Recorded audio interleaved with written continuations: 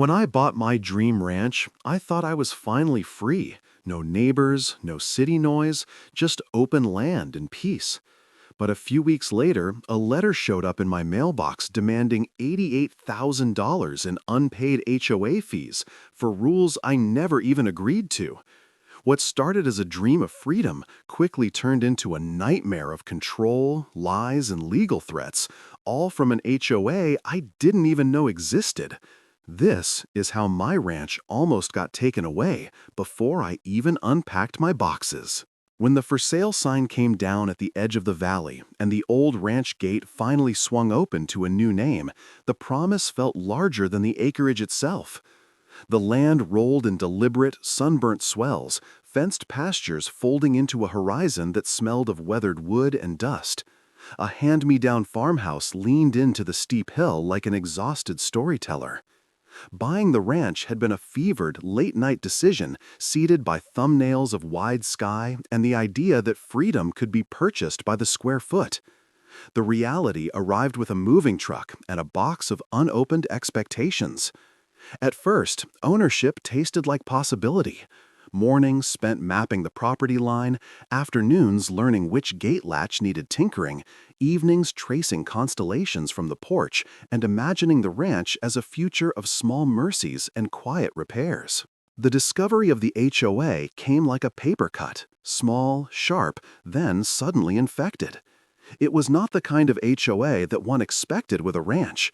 There were no manicured cul-de-sacs, no clubhouse with a pool, no glossy newsletter promising community yoga. Instead, the association unfurled through a legal packet buried in the chain of title, an invisible net of covenants that had been recorded years before and somehow attached itself to the land like ivy.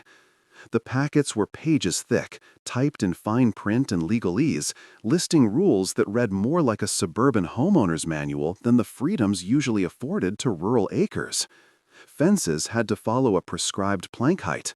Barn roofs were to be painted only within an approved pallet.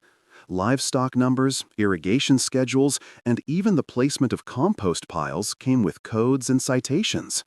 The ranch, the quiet place of wind and work that had called across the internet, had a new landlord in the form of a board of self-appointed enforcers. The first letter arrived in a stamped envelope that smelt faintly of office toner and bureaucratic certainty. It was not merely a welcome packet, it was a demand. The amount on the paper sat in bold like an accusation: $88,000 in alleged back dues, fines, and late interest, an astronomical figure measured against property taxes and barn repairs. Each line item seemed to have gravity of its own. Assessments for unapproved structural modifications attributed to a previous owner. Community fund contributions listed retroactively. Penalties imposed for violations that had never been explained or witnessed. The tone suggested inevitability. Pay, or the machine of lien and levy would begin its cranking teeth around the clear title. The ranch that had felt like an escape now had an anchor of paperwork heavy enough to sink plans. What made the demand worse than the sum was the sense that the rules had never been agreed to. No meeting minutes existed showing a vote, no signature page bore the name of the ranch's current owner. The covenants were tethered to the property, not to prior consent, and the association's envelopes arrived like the kinds of summons that reframed ownership into obligation. Nervous hours were spent rereading closing documents, scanning the deeds, pulling up histories of prior owners, searching for any hint that the ranch had agreed to this governance. The tenant seller had told a story of convenience and haste, of signing in paper-strewn rooms between job changes, of trusting title agents to shield complications. The paperwork, however, did not care for the human chaos that had preceded it. It only recognized recorded language and recorded dates. Neighbors, when approached in the cautious, quiet way of rural conversation, offered only small, lit-up fragments. Rumors of a controlling board from the nearby development who liked standards, a particular neighbor with the habit of measuring hedges, a community Facebook group that felt more tribunal than fellowship. The ranch began to feel surveilled from the edges. Property corners were no longer just markers of land, they were points in a social map that could be read and judged. At night, the quiet returned, but the quiet now bore the shape of letters waiting in the mailbox and the weight of a demand that read like a sentence. The dream of wide-open land had turned inward into a procedural maze, and the next steps were not obvious: fight, pay, or be consumed by a bureaucracy that treated the earth itself like a line item. The only certainty was that the story had only begun, and the ranch's new owner had woken a hornet's nest that buzzed with the sharp hum of rules never consented to. The second chapter of the ranch's life unfolded under the fluorescent hum of municipal offices and the peculiar intimacy of neighbors who knew everyone's business by habit and rumor. What began as disbelief hardened into strategy. Calls were logged, emails were composed with an anxious precision that felt like paperwork for survival. The HOA's communications were methodical, a volley of notices, each stapled with references to clauses and exhibit letters, each insisting upon the same fixity: pay or face escalating enforcement. The legal language moved like a tide, whispering of liens, foreclosures, and the public shame of title encumbrances. For every hour spent staring at the demand, another hour vanished into searches for precedents and governments of record, into conversations with local attorneys whose faces were patient and whose fees were not. A neighborhood meeting proved to be a theater of tensions. The room smelled faintly of coffee gone cold and of people who had cultivated control as a practice. One figure rose with the familiarity of someone who had seen script and stage before, presenting a defense of the association's code as if habit and community were synonyms. Another neighbor, close to the development's core, recited grievances about property improvements that had allegedly skirted the covenants. Anonymous complaints revealed themselves as a slow-burning engine.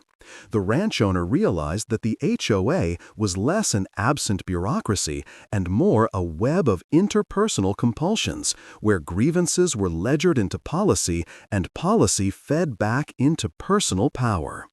Attempts to negotiate were met with a tired ritual. Insistence on dues documented in arcane spreadsheets, offers of payment plans that required admissions of liability, a demand that any dispute be funneled through the association's chosen counsel. The ranch owner pushed back by compiling a meticulous file: photographs of the property as purchased, dated receipts, testimony from the title company, and proof that no notices had been given prior to closing. Each document was another plea in the form of paper, another piece of evidence in an argument that the association's reach had been improper. But bureaucracy has momentum, and momentum often rewards whoever can afford the next motion filing. Meanwhile, the personal landscape of the ranch rearranged itself to reflect the administrative battle. A neighbor with a clipboard watched gate modifications with the attention of a citizen turned sleuth. A formerly friendly wave from a ranch road transformed into a measured distance. The ranch's boundaries became not just a matter of fence posts, but a matter of reputation within a small community that valued sameness. Contractors hesitated, calculating the risk of becoming embroiled in HOA disputes and preferring safer, more certain markets. One evening, a courier delivered a notice that coldly listed the possibility of a corrective action if violations were not remedied, language that read like a threat dressed as municipal care. As tensions rose, the human toll multiplied. Sleep thinned into an ache. The ranch owner's days filled with phone calls, meetings, and the indignity of defending simple, everyday choices: what color the barn might be, where a new coop could stand, whether a trailer parked temporarily could be labeled as storage or violation. The personal became procedural. Every choice risked another fine. The situation sharpened into a moral puzzle. Imagine paying for a property meant to be independent, only to learn that independence was conditional. That conditionality had corners where power concentrated, and where an old, well-connected neighbor could whisper rules and see them land as penalties. But power has friction. The ranch owner began to gather allies from unexpected places. The new neighbor who resented micromanagement, a local journalist who smelled the injustice in a single attention-grabbing figure, a retired county clerk with a soft spot for procedural fairness. Together, this ragged coalition started to map not only legal defenses but the court of public opinion. Viral narratives thrive on simple injustices dressed in human details.